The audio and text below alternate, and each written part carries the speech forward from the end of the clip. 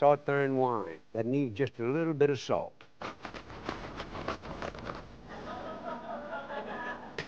You got to admit that's pretty. Oh, wait a minute. You know I forgot the most important thing? Yeah. Oh, it's looking good. I guarantee that's a fine one. Ooh, boy.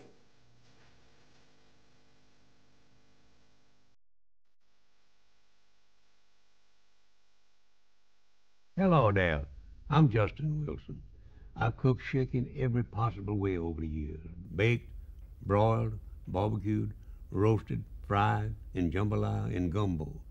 So one day many years ago when I put a chicken in a plastic cooking bag with all kinds of stuff that smells really good while it's cooking, I had run plumb out of names to call it.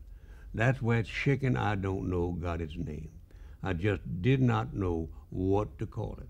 That doesn't matter one bit because when you taste it, you won't care what its name is, I guarantee. On this show, which I made 25 years ago for Mississippi Educational TV, I showed how to cook chicken. I don't know, and chicken on Dewey Gumbo. Somebody asked me recently if I really get up in the middle of the night to make a roux like the one in this gumbo. Well, I used to do it very, very relaxing and gave me a chance to think about my problems, both in my work as a safety engineer and in my personal life. I guarantee. Try it sometime. It takes so long to make a good dog roux that you can solve a lot of problems just stirring it for an hour or so.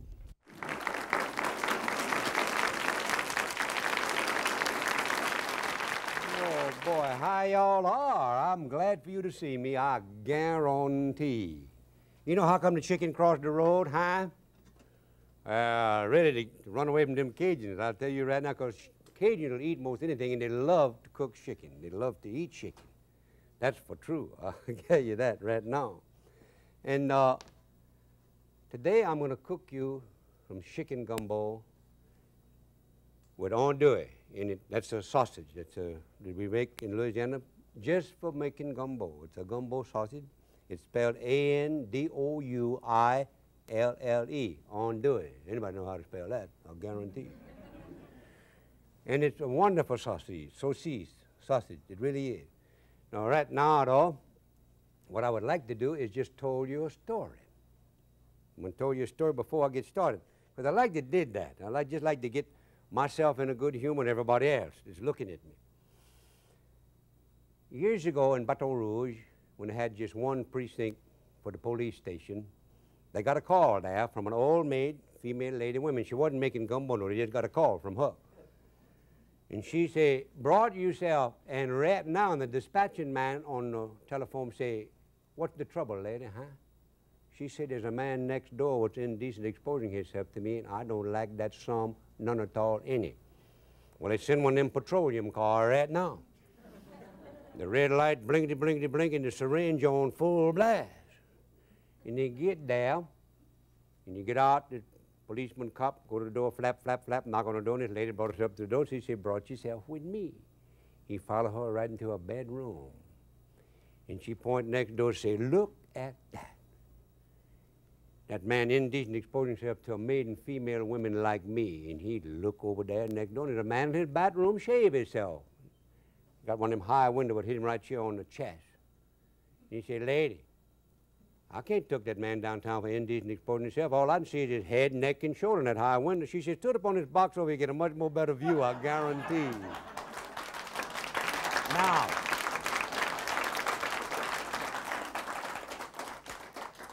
what I got here in this pot is what I'm going to tell you about how to make. I got some chicken. That's a baking hen that I'm going to use. Right here, I got the rest of the stuff I'm going to put on that. You don't have to put much on this, really and truly. I got some sausage right here, too. That's a gumbo sausage. First, you make a roux. You know that. And to make a roux, I put about 3/4 of a cup of olive oil in there. Olive oil. And I also, too, I put about 1.5 cups of flour. You put about 2 to 1. And you cook that until you think That's going to burn. But that's not what it did. See, it got to cook like Dutch chocolate right there, you see? That's so pretty. Stir them roux. That's the roux right there. That roux is I'm going to put the rest of the stuff on that roux and cook it in there a little bit before I put the chicken. I got one big onion. It's about a cup. 1 cup of onion, a large onion. Put that on the roux. Turn the roux up a little bit. Not much goes in, not much seasoning goes in chicken gumbo because it don't need much. You stir it into them roux, and you cook them onions until they're clear, or you think they're clear. Now, you can't read the newspaper through them, but they look clear, you know. Oh, man, that's a good roux. Oh, that's the kind we like to make sandwiches out of, you know. Oh, yeah, I say that all the time. Now, as soon as I get this going like this, get this over here like this, like that, get those onions kind of clear, then I'm going to put something else. Now, a lot of people, when they make chicken gumbo, they brown their chicken off. What we call brown off, we brown off, and sometimes use the grease where we brown them chicken off to make the roux.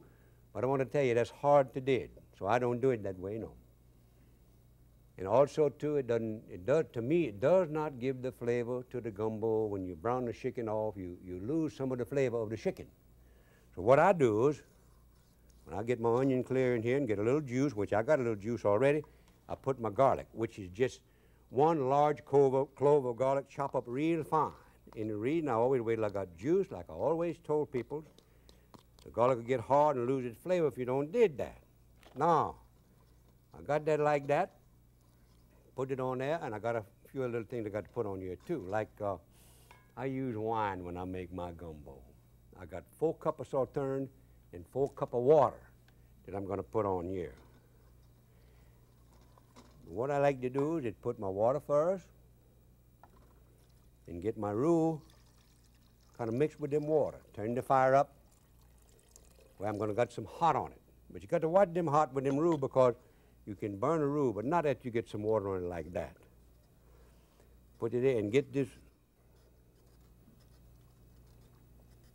It looks like it's not going to mix, but it is. Whew, I guarantee it's going to mix. I got that on there like that.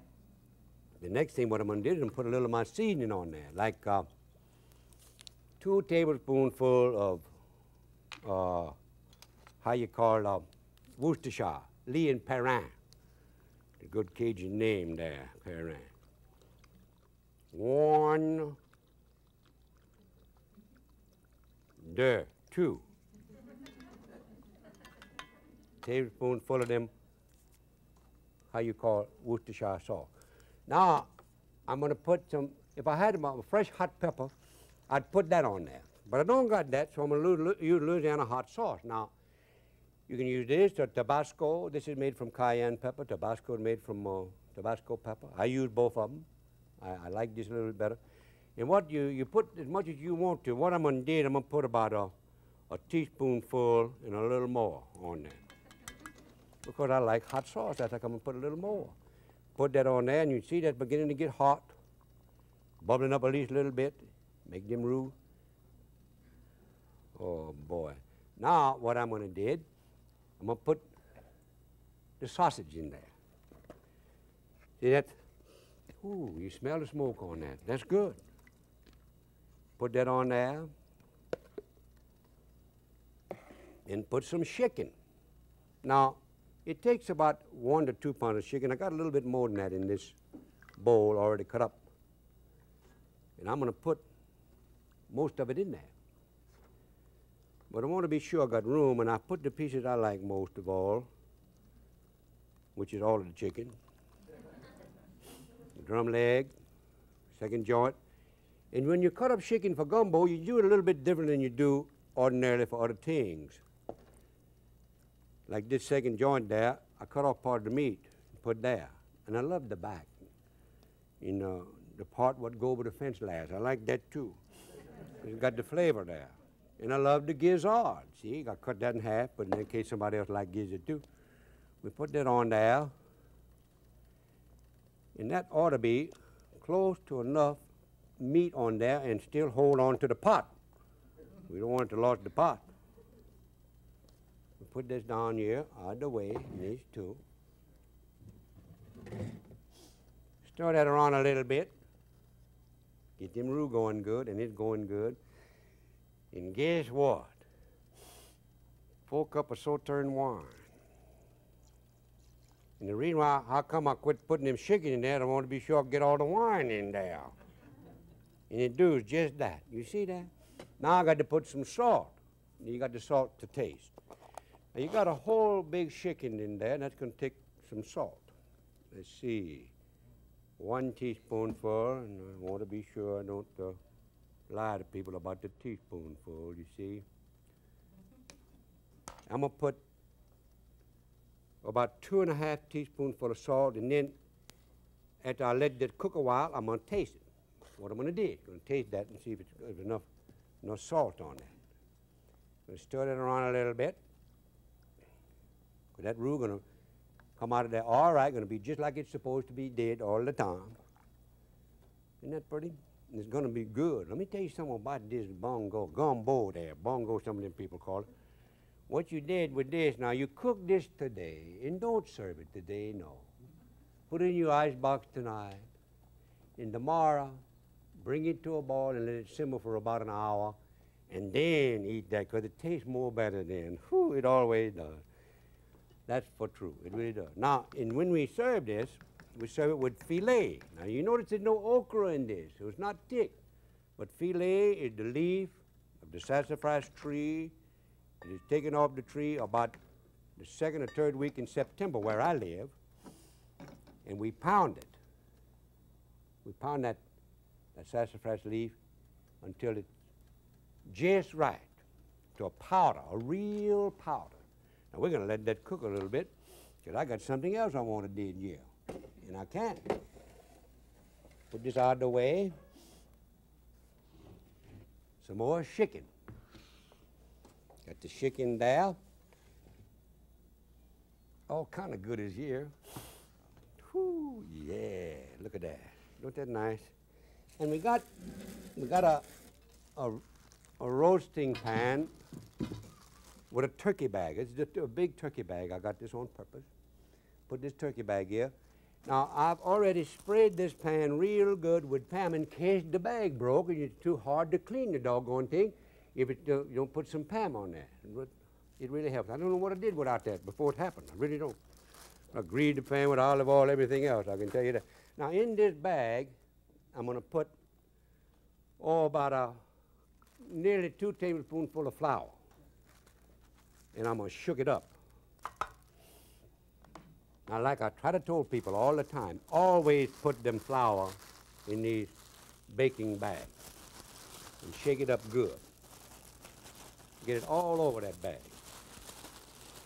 It's going to lump up anyhow if you don't look out. And then you got to reach your hand in there and spread it out some so that you'll know you cooked with flour. That's how come you do that. Spread it out real good.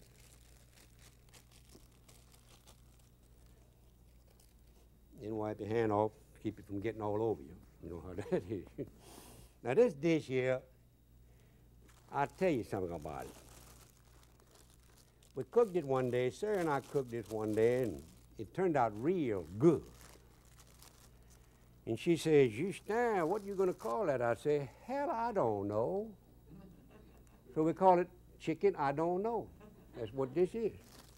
And it's a real fine dish and simple to make. That's the thing about it. And you don't have to worry too much about it. Remember, cooking in the bag, your cooking time is cut about 1/3. Now take this. I've got 2 fries cut up.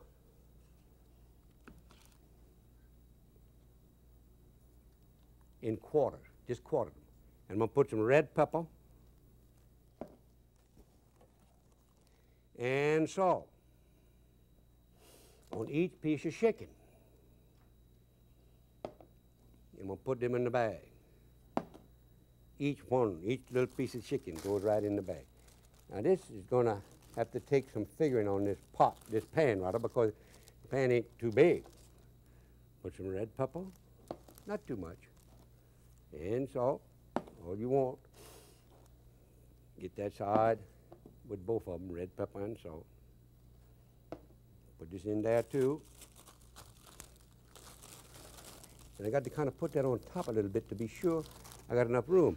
Now, you notice that I'm putting one part of the quarter, the second joint quarter on one side, and I'll put the breast on the other so I'll know where it is in case when I start to serve it.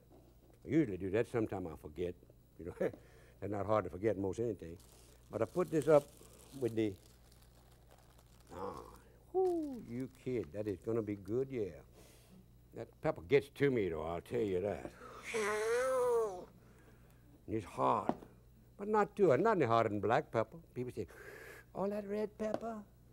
They know harder than the black pepper, and the thing about this, you can digest this, and black pepper, you can't digest that. Ain't no way like eating a piece of stove wood. That's right, I'll tell you the truth. Put them red pepper on there. It would be good if you just put it in and cooked it like this, but it's much more better with what we put on now. I can tell you that for true. No. Notice how I got that kind of stack up pretty? Look good, don't it? Yeah, man. Come here, red pepper. Whew, I'm gonna have to go wash my hand when I get through with this. I'll tell you that right now. Because I may rub my eye, and that'll be bad. That looks so good. And it all good. Now, we get that there. Put this back over here out of my way. Get this out of my way, and I got to go rinse my hands off. Whew. Boy. You know, I cleaned some crabs the other day, and I still got a couple of cuts, and that hot pepper gets to them cuts. Oh, I mean. Now, what I'm going to do, I'm going to put some onion. Not many, just 4 cups. 4 cup onions. Put them on top. Excuse me, moi. That means excuse me if you don't know. That's a cup of celery. 1 cup of celery. Spread on top. 1 cup of bell pepper. Sweet pepper, they call it in some places. We call it bell pepper down where I live. Spread on top. Get all that. 1 cup of fresh parsley. Spread on top. We got a tablespoonful of garlic chopped up. Put on top. Now, we're going to put a cup of water. Notice I put that in front. Put that water in front. But I'm going to haul off and put a cup and a half of sauterne all over the doggone thing. Now you talk about good. It's got to be good. But I save a little of that out there because I got a little lean parent. I'm going to put on there about a tablespoonful of lean parent. That's a tablespoonful.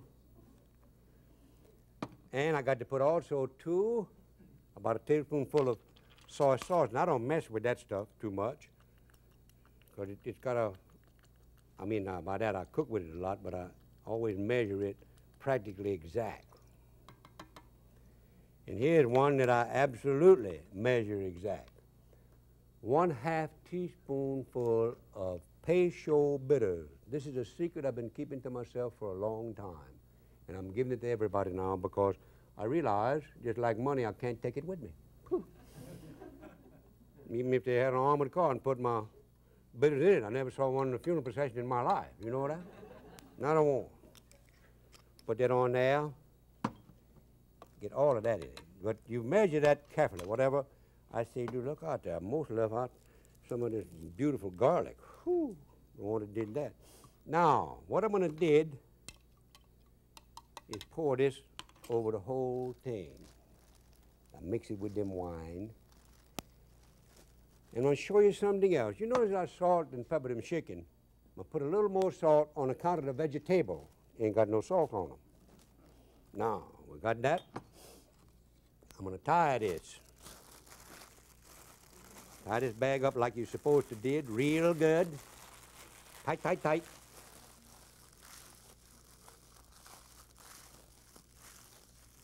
I'll cook it in the oven at 350 degrees because you do not cook anything in a bag more than 350. They say 400, but I am a safety man, and I say put 350 and you're a lot better off.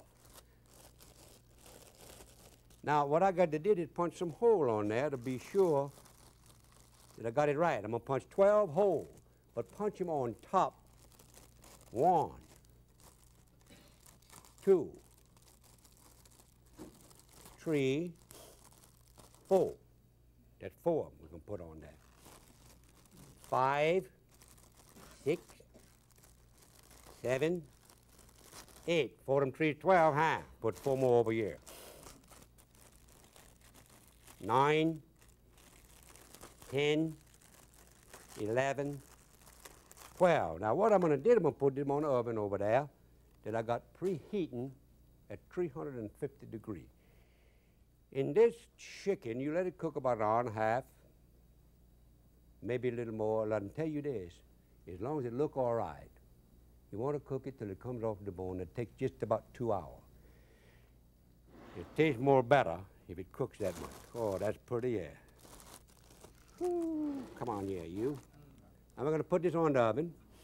I got to check my gumbo in just a minute. Put this on there. Try to keep your bag from touching the oven so it won't burn.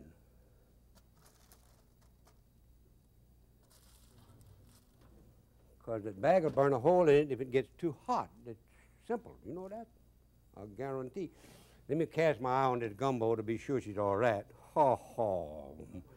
Man, go ahead on there. Got to cook quite a while, and you want it to cook a while. Actually, we make gumbo at home. We figure we're going to cook it about 5 or 6 hours. The first time we cook it. The second time, a couple more. And I'm going to put this out of the way here. Get out of my way.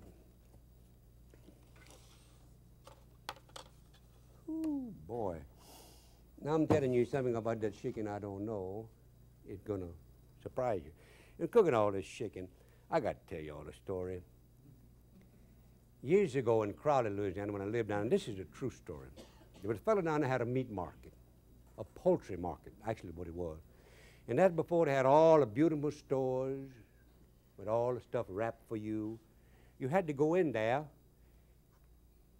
and get your chicken. They did have them at least dressed. And I can remember when they didn't, you had to go in the coop and get them. But this lady went into that poultry market one day and she told this friend with me, the butcher, she said, look, have you got any nice, good bacon hen, huh? Kind of like the one I put in the gumbo. Oh, he said, very good, I guarantee. She said, well, I want one. And he didn't have but one chicken left. He'd been busy as he can be. He reached down at eyes, that crushed eyes, and let me see if I got one. She said, let me see a good one. And he put it up there and he said, on the scale, he said, 5 pounds. She said, I'm going to have company. I don't think that's quite enough. He said, wait just a minute, I'll get one, wait a little bit more. He reached down the same chicken, put the chicken in the eyes, put it in the eye, and put it back up on the scale, and put his thumb up there with it, you know, where she could not see his thumb. He pressed down the scale.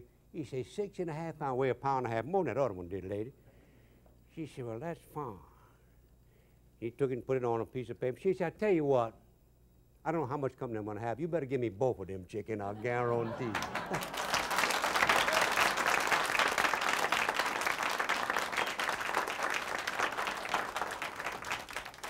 Oh, but yeah, got a little rice. And what I'm going to do is put a little rice first. Oh, you know how the rice stand every grain apart. Oh, it's so easy to cook. The rice. Now, this is when you put your filet. Put your filet, F-I-L-E, with an accent aigu on the E. File, a fella asked me once. He said, I put them file in my gumbo, and all I did was make it taste rusty. He put a doggone file in there. Didn't know nothing here. All right, now we got them chicken andouille gumbo. Now, there's a piece of chicken, what I wanted. The very one what I'm looking for, right there. Put them on there. I want enough of this because I'm going to eat it. Oh, that's fine. I'll put that right there. And I'm going to put the lid back on this because I want it to stay hot.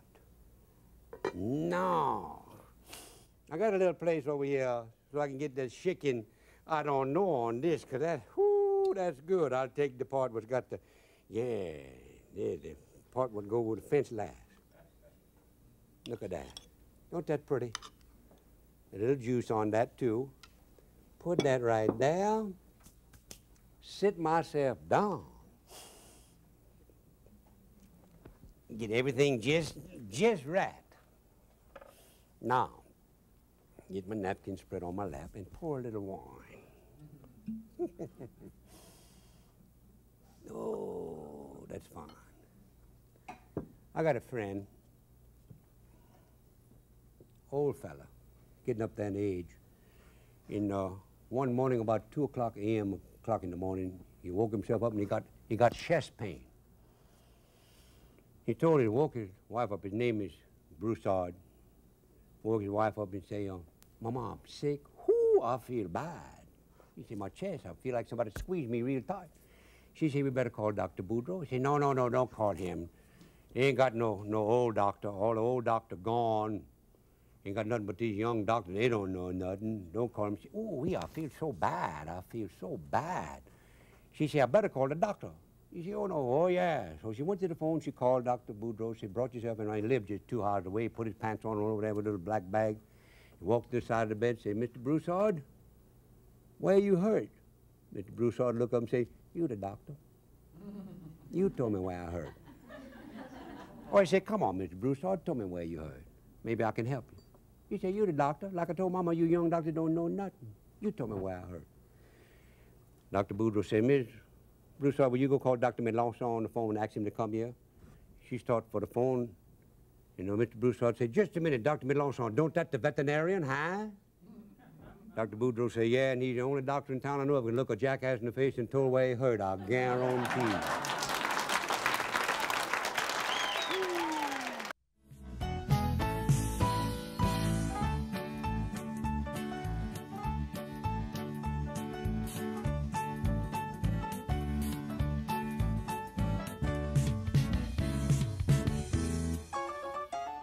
Mm-hmm.